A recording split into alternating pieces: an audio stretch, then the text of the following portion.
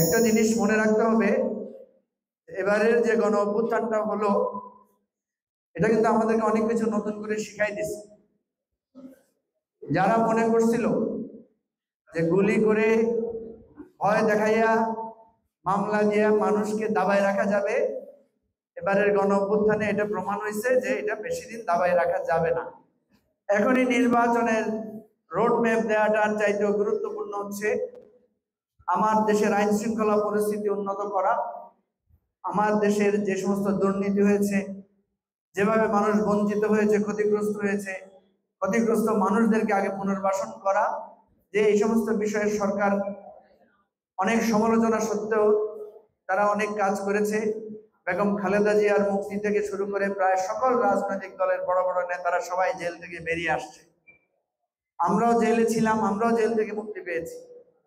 অনেকের মামলা ছিল, মামলা প্রত্যাহার হয়েছে। তারেক রহমানের কয়েক শত মামলা ছিল।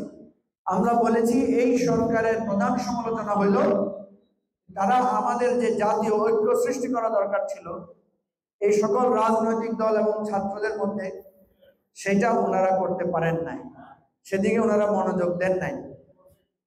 আমরা সমালোচনা করেছি যে দেশের আইন শৃঙ্খলা পরিস্থিতি যেভাবে হওয়া দরকার ছিল, চাঁদাবাজি, দখলবাজি, এগুলো যেভাবে বন্ধ হওয়া দরকার ছিল, প্রথম থেকে সরকার কঠোর ছিলেন না, শক্তিশালী ছিলেন না। আমরা দেখলাম ঢাকা শহরে মিছিল করে প্রধান উপদেষ্টার বাড়িঘর ঘেরাও করে মানুষ। আপনারা দেখছেন যে প্রায় 300টার মতো আন্দোলন হয়েছে, ঢাকা শহরের রাস্তাঘাট সব বন্ধ।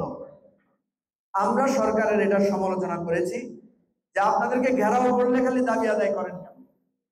মানুষের যার অসুবিধা আছে তার দাবিটা কি আপনি তার ঘরে যাই শুনতে পারেন না?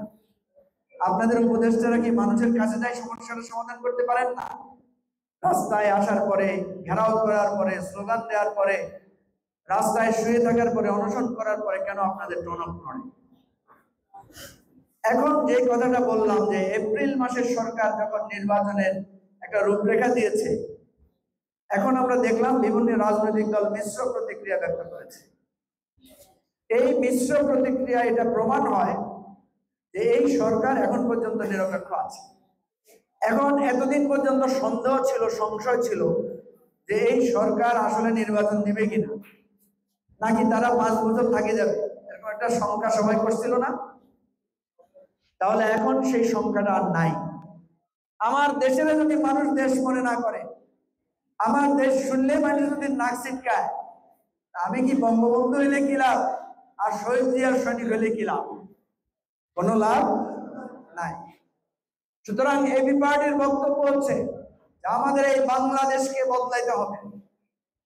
এই বাংলাদেশকে দেশ আকারে, যেই দেশে একটা মানুষও না খেয়ে মরবে না, যে খেয়ে একটা মানুষ অসুস্থ হয়ে অচিকিৎসায় মারা যাবে না, যেই দেশে একটা মানুষও তার অর্থের অভাবে লেখাপড়া থেকে বঞ্চিত হবে না।